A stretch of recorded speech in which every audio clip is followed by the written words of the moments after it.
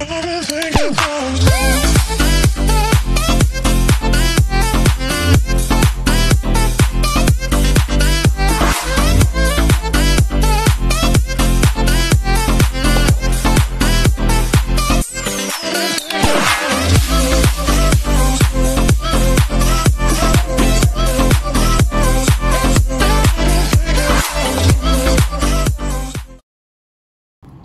hi guys, magluluto po tayo ngayon ng hot Italian dish. So ito ang ating mga kailangan: sibuyas na puti, mushroom, yung pasta, pinakuluan ko na. Tapos meron tayo dito tomato sauce, paprika, and garlic powder, and oregano leaves, and Parmesan cheese. Meron din tayo dito mozzarella cheese. At dito naman sa box na to meron tayo cheddar cheese. So ayan, magluluto tayo guys ha. Pinakuluan ko na to guys. So ayan guys, magigisa tayo ng sibuyas.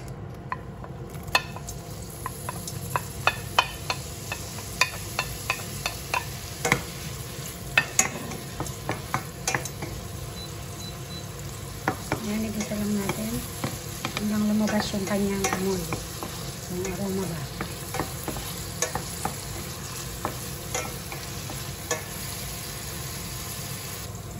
Tapos guys, nakalimutan ko ipakita kanina itong minced beef.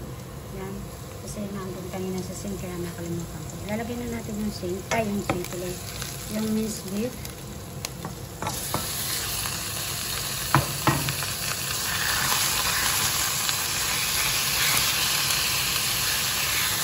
Hintayin lang natin mawala yung pagka-pink-pink niya. Kasi susunod na natin yung mushroom.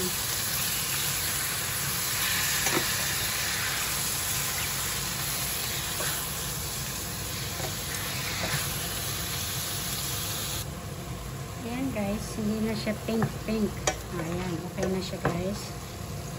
Talagay na natin yung mushroom.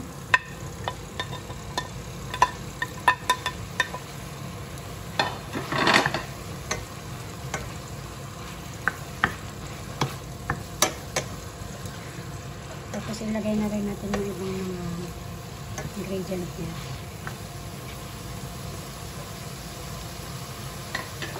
Ayan, ilagay natin yung paprika, garlic powder, at saka oregano, and then onion powder.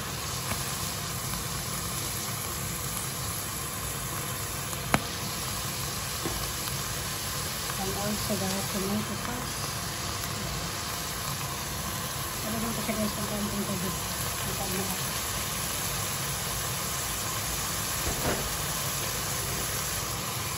Lagyan ko ng konting tubig. Masyado kasi malapot.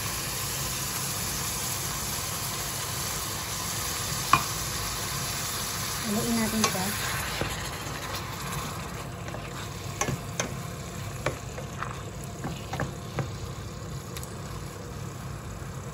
Lagyan din natin ng black pepper.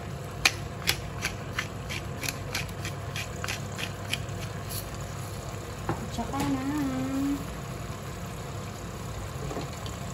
salt. Para may lasa.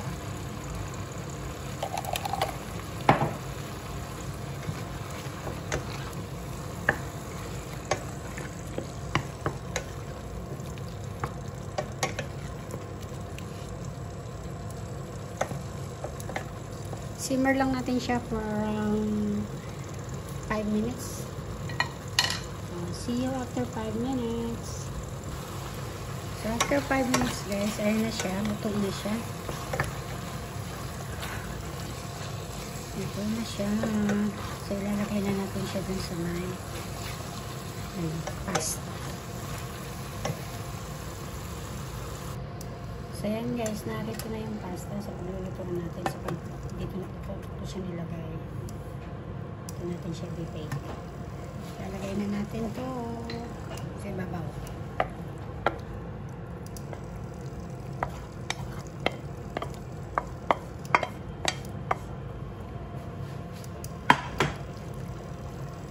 i-press lang natin siya para masip-sip ng pasta yung sauce.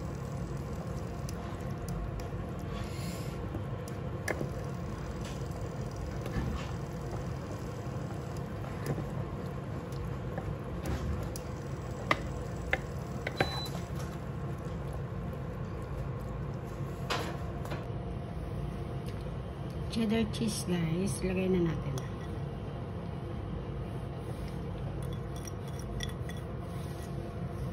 Tapos parmesan cheese.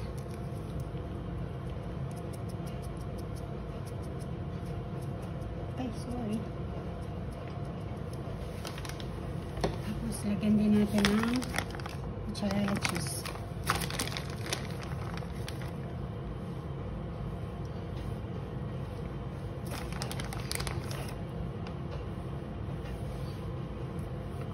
Tapos na. So, ayan guys. Ready na natin yan ilalagay sa oven, ha. Lalagyan lang natin yan ng aluminum foil para matakpan. Tapos, lagay natin sa oven ng 35 minutes. So, ayan guys. After ng ma-oven, ito na siya. Yummy! Yummy, yummy guys. So, hanggang dito na lang ang video natin guys. Thank you for watching. Love you all. Bye!